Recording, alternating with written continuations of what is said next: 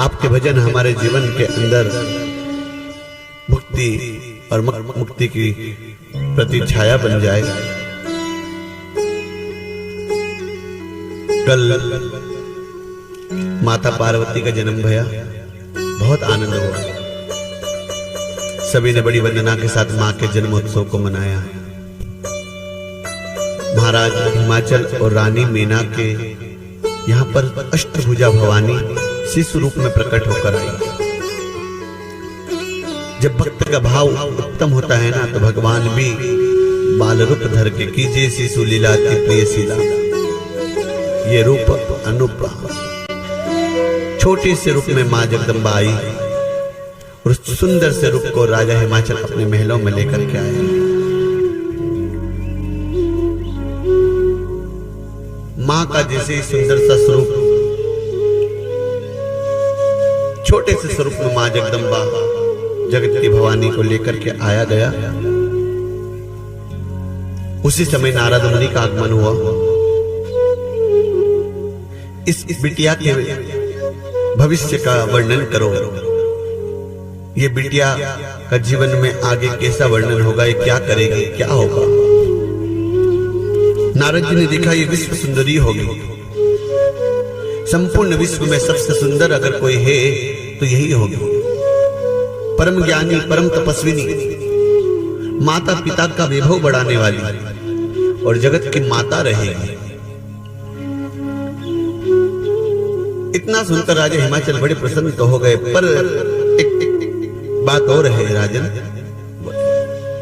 इसका होने वाला परमेश्वर जो होगा वो संसार का सबसे कुरूप होगा, भूतनाथ होगा, भूतेश्वर होगा। कुरूप का मन ये नहीं कुदरती कुरूप है, पर वो भस्म धारे रहेगा, गले में आभूषण नहीं, नाग की माला पहनेगा, डमरू वाला होगा, बड़ी जटाएं रखने वाला। इतना सुनते ही राजा हिमाचल और रानी मीना रो पड़े। और तुम्हारी पुत्री उन्हीं के तप को करके उन्हें पाने का प्रयास करेगी। ठीक है। सती धीरे धीरे बड़ी हुई, छोटी सी पार्वती बड़ी होने लगी। मां पार्वती बड़ी होने लगी तो परम तपस्विनी बनने की दौड़ पर गई। जीवन में अपने आप को तापो, अपने आप को समझो, हमें क्या बनना है, क्या करना है। ये उम्र जो होती है ना, बाल्य अवस्था की उम्र, इस उम्र में हमें अपने आप का निर्माण करना है। विभिन्न क्षेत्रों में, किस क्षेत्र में हमें क्या करना है, किस क्षेत्र में पहुंचना है, किसमें हमारी रुचि है, उन सबको समझ करके अपने आप को उसमें से बाल्य अवस्था में ही ढाल लेना चाहिए। जब बाल्य अवस्था हो, जब अपने आप को ढाल लो। बड़े होने के बाद में विचार करने की गुंजाइश नहीं रहती मेरी भाई। और कब ढाल पाएंगे, दिशा कब मिलेगी कुछ बनने की, जानते हैं? जब हम सत्संग यात्रा से जुड़ेंगे, तब हम कथा यात्रा से जुड़ेंगे, जब हम संतों की शरण से जुड़ेंगे, जब हम संत सत्संग से जुड़ेंगे, तब। बिना सत्संग से, बिना कथा से, बिना संतों के सानिध्य में आए हमें हमारे जीवन में प्रशस्ता नहीं मिल सकती, हमें मार्ग नहीं मिल सकता, हम प्रखंड नहीं हो सकते। कुछ भी चीज करने के लिए हमें सबसे पहले दिशा की ओर भागना पड़ेगा। और दिशा दिखाने का काम कौन कर सकता है? स्वयं संत जन या श्रीमन नारायण।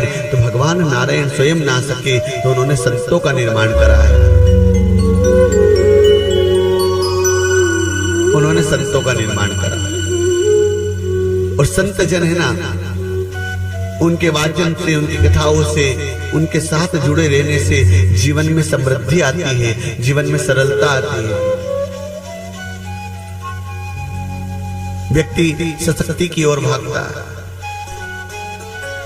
बस एक उत्कृष्ट निर्माण अपने आप का हम करें, अपने आप को बनाएं।